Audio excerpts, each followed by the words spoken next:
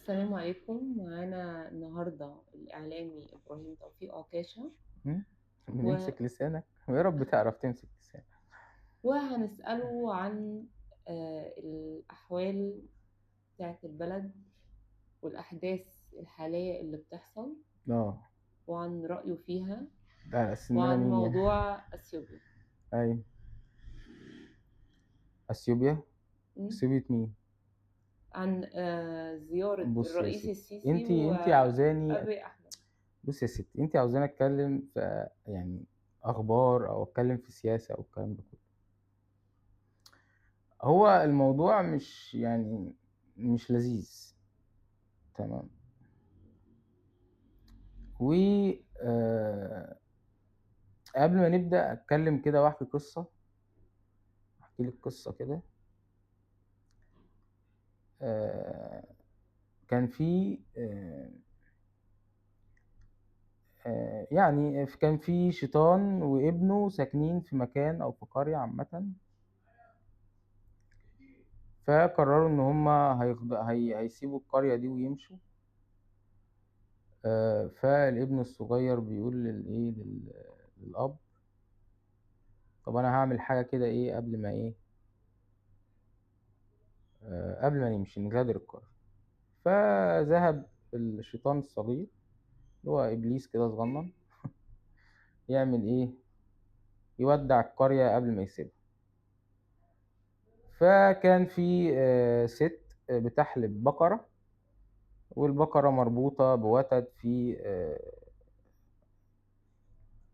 يعني في غصن يعني.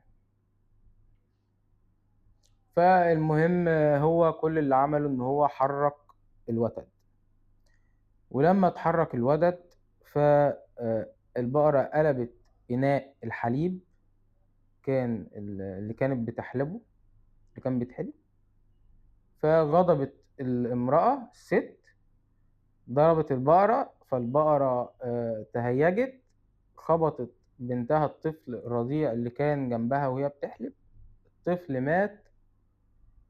السِت غضبت طبعًا وزعلت على بنتها، جريت جابت السكينة قتلت البقرة.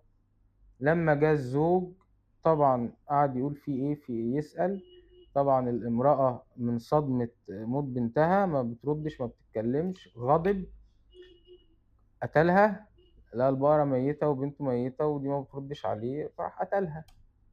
جه عائلة الست ال اللي اتقتلت ف قتلوا الراجل، يعني جُم بقى عيلة الست قتلوا الراجل. إحنا هنا في حياتنا يعني البشر بالذات، يعني هو البشر، إيه الدرس المستفاد من إن إحنا لساننا ده هو الوتد اللي اتحرك. وعلاقته بالشيطان؟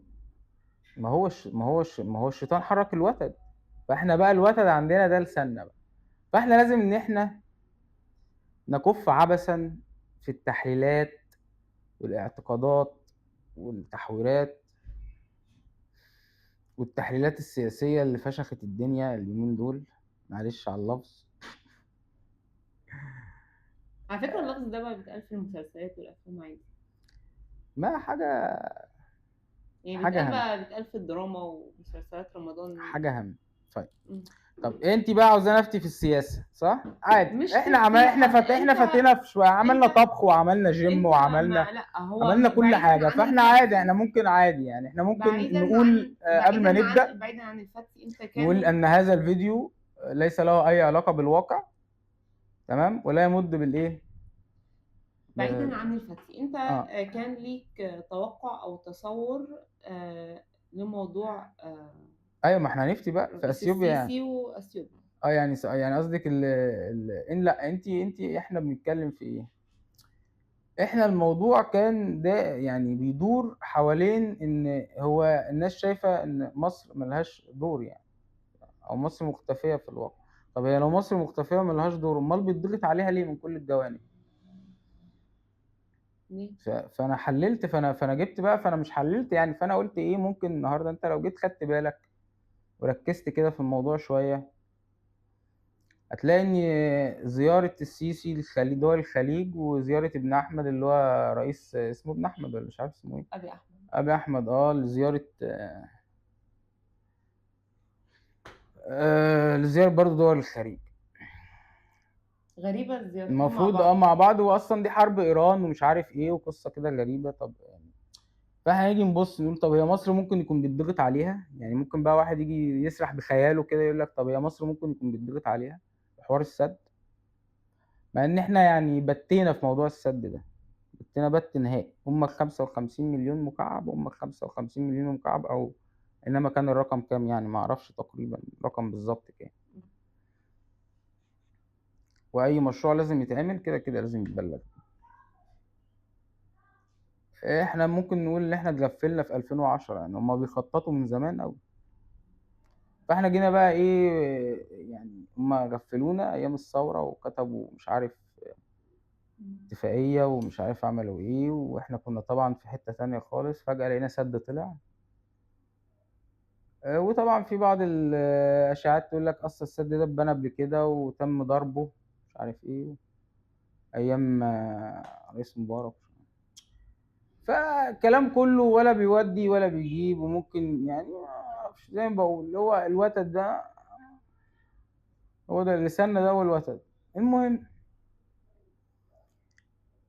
فممكن واحد يجي يقول لك خيرات، يقول لك ده ده كده بقى مصر بيتضغط عليها. طب ما يا عم، طب انت ليه بقى بتقول مصر ملهاش دور؟ طب بيتضغط عليها ليه اصلا؟ بيتضغط عليها من هنا ومن هنا ومن هنا، شوية تهجير وشوية اثيوبيا وشوية مش عارف السودان وشوية. فما نقولش مصر ما ملهاش دور. هما بيخططوا من 1800 ل 1000 ومن 1700 و 1800. احنا ممكن نكون بدأنا من ايام جمال عبد الناصر يعني بدأنا متأخر شوية. يعني أنت شايف إن الخطة موجودة من أيام الرئيس جمال عبد الناصر، اه وما زالت حتى الآن مستمرة؟ اه طبعا. ما هو بقى الكلام ده ولا بيقدم ولا بيأخر. مش كل حاجة حرب باليد احنا ما عندناش هيقول لك احنا ما عندناش قدرة اصلا نحارب. حارب ايه وبتاع ايه يعني؟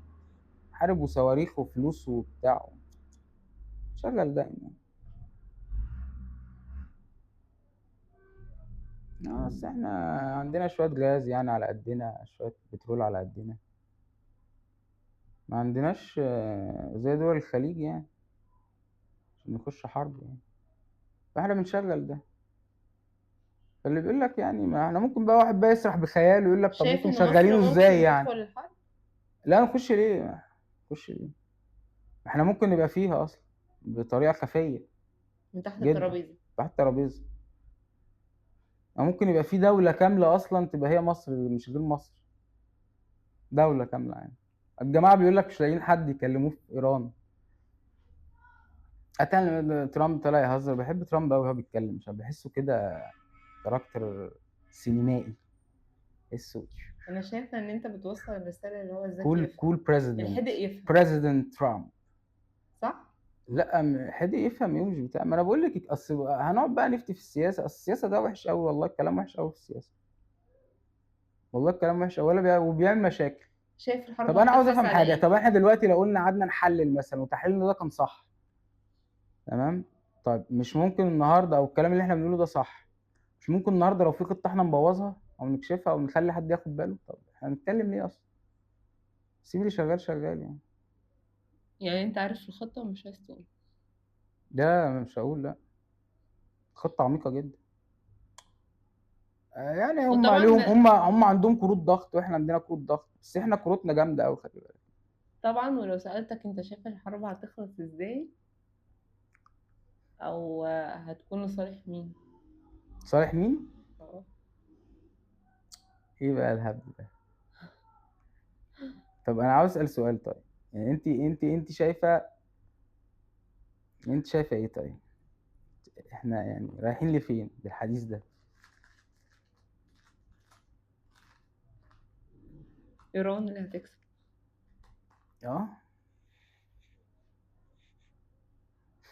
مش مشكله بقى، ايران ايران.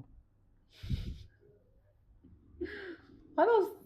هو ابراهيم توفيق عكاشة بيهبد. عنده المعلومات الكافية، بس انا هو من مش حق اهبد حابب. عامه، هو من مش حقي حابب عادي. يقول المعلومات معلومات كلها. ايه؟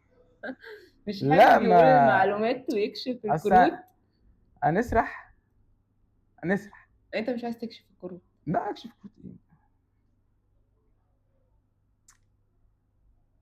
آه. الضحكة دي وراها. بس انا بزعل لما بلاقي الناس بتفكر ان احنا ممكن نكون ضعاف. ايوه، ما الضحكة دي وراها ثقة، اه ومعلومات ما ينفعش تطلع. والله العظيم ما بهزر، بس هو يعني مش عارف ليه بتحسسنا. يعني كله كان يقول لك ايران، ايران هتحارب ازاي؟ ده ايران دي ما تقدرش تقعد 3 4 5 ايام في الحرب. طيب يعني بقى قد ايه دلوقتي؟ والله بعدلها او اعدلها، ادولها. بيقول لك مش لاقيين حد يتكلموا معاه. حول ولا قوة الا بالله العظيم. طب وبعدين، طب في الموضوع ده يكلموا مين طيب، ولا يعملوا ايه طيب؟ انت عارف هما هيكلموا مين كلموني انا. مثلا؟